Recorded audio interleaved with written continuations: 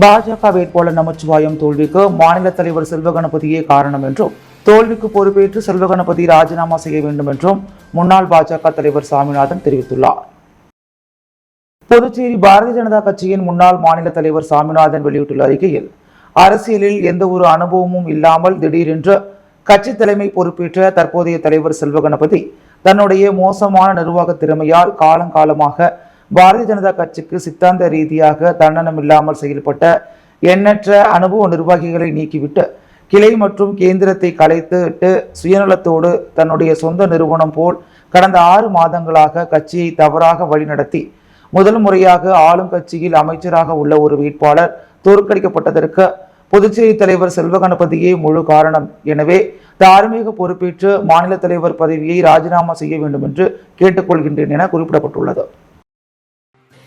மத்தியில் அமைய உள்ள மோடியின் ஆட்சி குறை பிரசவ ஆட்சி, 5 வருடம் நீடிக்காது, கூட்டணி கட்சிகளே மோடியை வீட்டுக்கு அனுப்பி விடுவார்கள் என்றும், நிதிஷ்குமார் சந்திரபாபு நாயுடு மோடியின் சர்வாதிகாரத்தை ஏற்றுக்கொள்ள மாட்டார்கள் எனவும் முன்னாள் முதல்வர் நாராயணசாமி விமர்சனம் செய்துள்ளார். இதுகுறித்து அவரது இல்லத்தில் செய்தியாளர்களிடம் பேசிய முன்னாள் முதல்வர் நாராயணசாமி, பாஜக அதிக இடங்களை பெறும் என்ற தேர்தல் கருத்து கணிப்புகள் எல்லாம் பொய்யாகிவிட்டது. நாட்டு மக்கள் பாஜகவுக்கு இந்த தேர்தலில் தக்க பாடத்தை புகட்டியுள்ளனர். ஆணவம், தொழிலதிபர்களை மிரட்டி வழக்கு பதிந்து பணம் வசூலித்தல், சிபிஐ அமலாக்கத்துறையை வைத்து மிரட்டி சட்டமன்ற உறுப்பினர்களை விலைக்கு வாங்கி தங்கள் கட்சியில் சேர்க்க வைத்தனர். பிரதமர் நாற்காலியில் ஒட்டிக்கொண்டு கூட்டணி கட்சிகளுடன் சேர்ந்து பிரதமராக பதவியேற்க உள்ளார். இது பாஜகவுக்கும் மோடிக்கும் மிகப்பெரிய அவமானம். மோடி ஒரு சிறந்த மனிதர் என்றால் அவர் அந்த பதவியை நோக்கி சென்றிருக்க கூடாது. இந்த ஆட்சி குறை பிரசவ ஆட்சியாகத்தான் இருக்கும். 5 வருடம் நீடிக்காது. நிதிஷ்குமார், சந்திரபாபு நாயுடு ஆகியோர் பழமை வாய்ந்த அரசியலில் முதிர்ந்தவர்கள். அவர்கள் மோடியின் சர்வாதிகாரத்தை ஏற்றுக்கொள்ள மாட்டார்கள். வெகு விரைவில் இந்த கட்சி கலைந்துவிடும். கூட்டணி கட்சிகளே வீட்டுக்கு அனுப்பி விடுவார்கள். பாஜக, என்ஆர் காங்கிரஸ் சட்டமன்ற உறுப்பினர்கள் தங்கள் தொகுதியில் குறைவான வாக்குகள் பெற்றுள்ளனர்.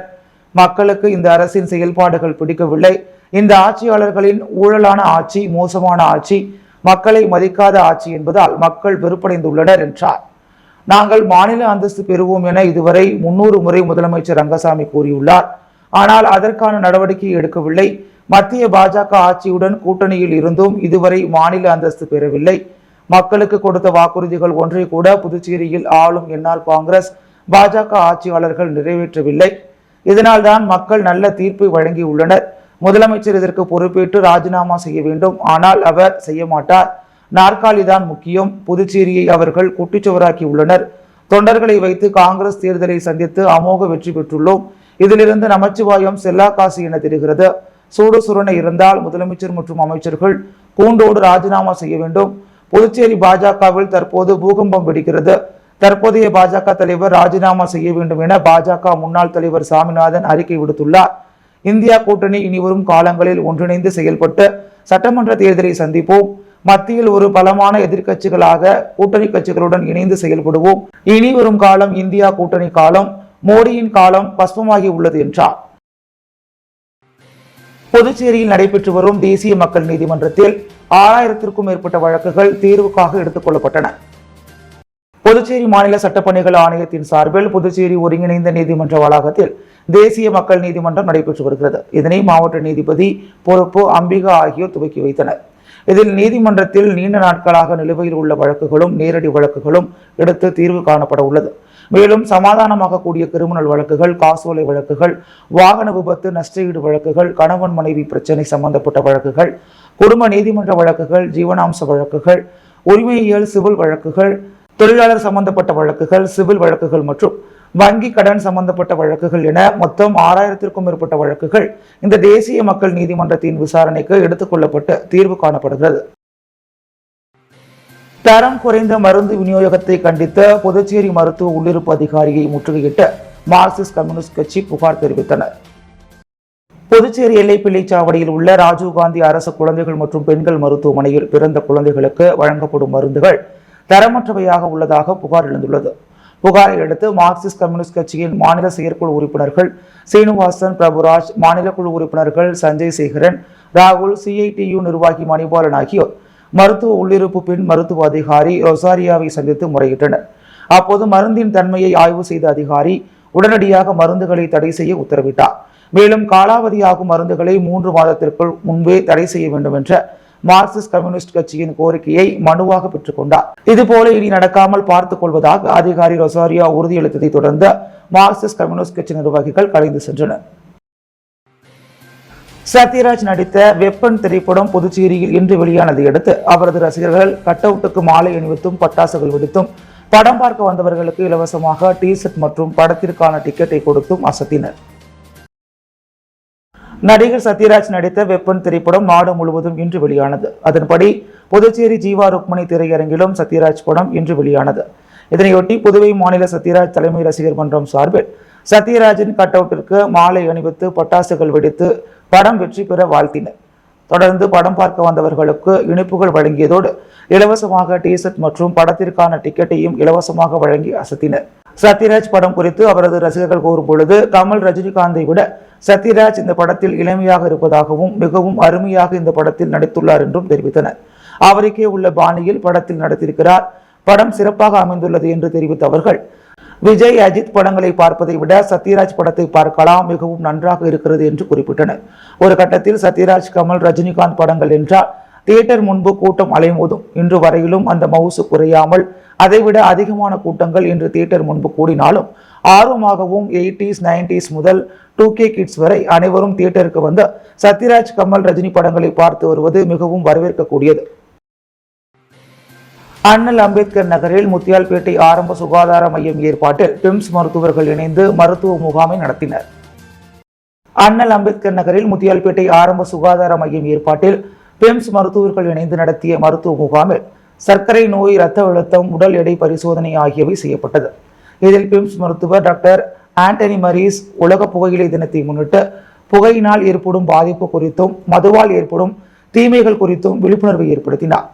மருத்துவ முகாமை அண்ணல் அம்பேத்கர் நலவாழ்வு சங்க கௌரவ தலைவர் செல்வம், தலைவர் கலியபெருமாள், துணைத் தலைவர் ராஜா ரவி, வைத்தி, நிர்வாகிகள் தலைவர் சரவணன், செயலாளர் கண்ணன் சேகர் ஆகியோர் சிறப்பாக செய்த இந்த முகாமில் அங்கன்வாடி ஆசிரியர்கள் தமிழ்ச்செல்வி நிலத்தடி நீர் பற்றிய வரைபடம் காண்பித்து விளக்க உரையாற்றினார். முடிவில் ராஜா நன்றி கூறினார். உலக கடல் தினத்தை முன்னிட்டு புதுச்சேரி கடற்கரையை சுத்தம் செய்யும் பணியில் இளைஞர்கள் ஈடுபட்டனர். புதுச்சேரி மாநிலம் சுற்றுலா மாநிலம் என்பதால் வார இறுதி நாட்களில் இந்தியாவின் பல்வேறு மாநிலங்களில் இருந்து சுற்றுலா பயணிகள் புதுச்சேரிக்கு வருவது வழக்கம். அவ்வாறு இங்கு வரும் சுற்றுலா பயணிகள் தாங்கள் பயன்படுத்திய பொருட்கள் மற்றும் உணவுப் பொருட்கள், பயன்படுத்தும் பொருட்களை கடற்கரையில் வீசிவிட்டு செல்கின்றனர். இதனால் கடற்கரை முழுவதும் குப்பை மேடாக காட்சியளிக்கும். சுற்றுலா மாநிலமான புதுச்சேரியை தூய்மையாகவும் சுத்தமாகவும் வைத்திருக்க வேண்டும் என்ற எண்ணத்தில் உலக கடல் தினத்தை முன்னிட்டு இம்பாக்ட் குரு ஃபவுண்டேஷன் மற்றும் ஈரம் கல்வி மற்றும் கிராமப்புற வளர்ச்சி நிறுவனம் சார்பில் கடற்கரை தூய்மை செய்யும் பணி மேற்கொள்ளப்பட்டது. ஒருங்கிணைப்பாளர் கதிரவன் தலைமையில் ஈரம் நிறுவனர் இயேசுதாஸ், ஒருங்கிணைப்பாளர் மதன் ஸ்ரீராம் மற்றும் ஏராளமான கல்லூரி மாணவர்கள், இளைஞர்கள், தன்னார்வலர்கள் பலர் கலந்து கொண்டு கடற்கரையில் தேங்கியிருந்த குப்பைகளை சுத்தம் செய்து தூய்மை பணி மேற்கொண்டனர். புதுச்சேரியிலிருந்து தேசிய மாணவர் படைப்பிரிவு மாணவர்கள் பாய்மர படகுகளில் காரைக்கால் செல்லும் தொடக்க நிகழ்ச்சி நடைபெற்றது. தேசிய மாணவர் படைப்பிரிவு மாணவர்களுக்கு கடல் பயணம் குறித்த பயிற்சி நடைபெறுவது வழக்கம். அந்த வகையில் ஆண்டுதோறும் புதுச்சேரி பகுதி தேசிய மாணவர் படைப்பிரிவினர் பாய்மர படகுகளில் புதுச்சேரியிலிருந்து கடலில் பயணம் மேற்கொள்வர். அவர்கள் கடலூர், பரங்கிப்பேட்டை, பூம்புகார் வழியாக காரைக்கால் சென்றடைவர். பின்னர் அங்கிருந்து மீண்டும் புதுவையை வந்தடைவர். இதுபோன்ற புதுச்சேரி தேங்காய் திட்டு துறைமுக வளாகத்தில் பாய்மர படகில் செல்லும் தேசிய மாணவர் படை பிரிவினருக்கான வழியனுப்பு நிகழ்ச்சி நடைபெற்றது. நிகழ்ச்சிக்கு தேசிய மாணவர் படை பிரிவின் குரூப் கமாண்டர் மேனன் தலைமை வகித்தார். அரியாங்குப்பம் சட்டமன்ற உறுப்பினர் பாஸ்கர் பயணத்தை தொடங்கி வைத்தார். இதில் 60 மாணவர்கள் பங்கேற்று பாய்மர படகுகளில் சென்றனர். அவர்கள் 11 நாட்கள் கடலில் பயணித்து 302 கிலோமீட்டர் கடல் தொலைவை கடந்து காரைக்கால் சென்றடைவனர். பின்னர் அங்கிருந்து மீண்டும் அவர்கள் புதுவையை வந்தடைவர் என அதிகாரிகள் கூறியுள்ளனர். இதில் பங்கேற்கும் மாணவ மாணவிகளுக்கு பாராட்டு சான்றிதழ்களும் பரிசுகளும் வழங்கப்படும் என அதிகாரிகள் தெரிவித்துள்ளனர். புதுச்சேரியில் ஸ்மார்ட் சிட்டி திட்டத்தில் பல்வேறு பணிகள் முடக்கப்பட்டுள்ளதாகவும் குறிப்பிட்ட காலத்தில் பணிகளை முடிக்காததால் ஸ்மார்ட் சிட்டி திட்ட நிதியை திரும்ப அனுப்பும் நிலை ஏற்பட்டுள்ளது என்று எதிர்க்கட்சித் தலைவர் சட்டமன்ற உறுப்பினர் சிவா தெரிவித்துள்ளார். கலைஞர் கருணாநிதியின் 100ஆண்டு நிறைவு விழாவையொட்டி புதுச்சேரி இந்திரா காந்தி விளையாட்டு மைதானத்தில் 2 நாள் கால்பந்தாட்ட போட்டி தொடங்கியது. இதில் கலந்து கொண்ட மாநில அமைப்பாளர் சிவா போட்டியை தொடங்கி வைத்து செய்தியாளர்களை சந்தித்தார். அப்போது பேசிய அவர், புதுச்சேரியில் ஸ்மார்ட் சிட்டி திட்டத்தில் பல்வேறு பணிகள் முடக்கப்பட்டுள்ளது. குறிப்பிட்ட காலத்தில் பணிகளை முடிக்காததால் ஸ்மார்ட் சிட்டி திட்ட நிதியை திரும்ப அனுப்பும் நிலை ஏற்பட்டுள்ளது. இதற்கு அதிகாரிகள் மற்றும் ஆட்சியாளர்களின் மெத்தன போக்கே காரணம் என்று சுட்டிக்காட்டினார். தொடர்ந்து பேசிய அவர், ஒரு கட்சியின் தோல்விக்கும் வெற்றிக்கும் மாநில தலைமைதான் பொறுப்பேற்க வேண்டும். இதில் எந்த விதத்திலும் தட்டி கழிக்க முடியாது. பாஜகவிற்கு ஏற்பட்ட நிலை திமுகவிற்கு இருந்திருந்தால் முதலில் தோல்விக்கு பொறுப்பேற்று ராஜினாமா செய்திருப்போம் என்றார். முதலியார்பேட்டையில் மோட்டார் சைக்கிள் ஷோரூமை உடைத்து பணம் திருடிய மர்ம நபரை போலீசார் வலைவீசி தேடி வருகின்றனர். முதலியார்பேட்டையில் புதுவை கடலூர் சாலையில் தனியார் மோட்டார் சைக்கிள் ஷோரூம் உள்ளது. சம்பவத்தன்று இரவு ஷோரூம் கதவை உடைத்து மர்ம நபர் ஒருவர் உள்ளே புகுந்தார். அவர் அங்கு மேஜை டிராயரை உடைத்து அதிலிருந்த ரூபாய் 10,000 திருடிவிட்டு தப்பிச் சென்றார். மறுநாள் காலை ஷோரூம் மேலாளர் பிரசாந்த் வந்து பார்த்த பொழுது பணம் திருடு போயிருந்தது. இது பற்றி அவர் முதலியார்பேட்டை போலீசில் புகார் அளித்தார். அதன் பேரில் போலீசார் வழக்கு பதிவு செய்துள்ளனர். ஷோரூமில் பொருத்தப்பட்டுள்ள கண்காணிப்பு கேமரா காட்சிகளை போலீசார் ஆய்வு செய்த போது மர்ம நபர் ஒருவர் நிதானமாக ஷோரூம்குள் நுழைவதும் பின்னர் நாற்காலியில் அமர்ந்தபடி மேஜை டிராயரை உடைத்து அதிலிருந்த பணத்தை எடுத்து எண்ணி தனது டவுசர் பாக்கெட்டில் வைத்துவிட்டு அங்கிருந்து செல்லும் காட்சியும் பதிவாகி இருந்தது. இந்த காட்சி தற்போது சமூக வலைதளத்தில் வைரலாகி வருகிறது. கண்காணிப்பு கேமராவில் சிக்கிய நபர் குறித்து போலீசார் விசாரணை மேற்கொண்டு அவரை வலைவீசி தேடி வருகின்றனர். இரவு நேரத்திலும் மக்கள் நடமாட்டம் உள்ள கடலூர் சாலையில் மர்ம நபர் துணிகர கொள்ளையில் ஈடுபட்டிருப்பது அப்பகுதியில் பரபரப்பு ஏற்படுத்தியுள்ளது. புதுச்சேரி மக்களவைத் தேர்தலில் வெற்றி பெற்ற காங்கிரஸ் வேட்பாளர் வைத்திலிங்கம் தமிழக முதல்வர் மு க ஸ்டாலினை சந்தித்து வாழ்த்து பெற்றார்.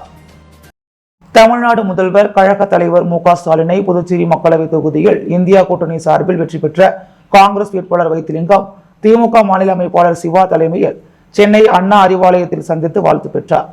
இந்த சந்திப்பின் போது தமிழக அமைச்சர்கள் பொன்முடி, எம்.ஆர்.கே. பன்னீர்செல்வம், அமைப்பு செயலாளர் ஆர்.எஸ். பாரதி, முன்னாள் முதல்வர் நாராயணசாமி, திமுகவை தலைவர் எஸ்.பி. சிவகுமார், சட்டமன்ற உறுப்பினர்கள் அனிபால் கன்னடி, செந்தில்குமார், சம்பத், வைத்தியநாதன், முன்னாள் அமைச்சர் ஷாஜகான், முன்னாள் அரசு கொறடா அனந்தராமன், இந்திய கம்யூனிஸ்ட் மாநில செயலாளர் சலீம், முன்னாள் சட்டமன்ற உறுப்பினர் கார்த்திகேயன், முன்னாள் காங்கிரஸ் தலைவர் ஏ.வி. சுப்பிரமணியன், ஒருங்கிணைப்பாளர் தேவதாசு, திமுக தொகுதி செயலாளர்கள் சக்திவேல், நடராஜன், வடிவேல், சுற்றுச்சூழல் அணி துணைத் தலைவர் நவீன் உள்ளிட்ட பலர் உடனிருந்தனர்.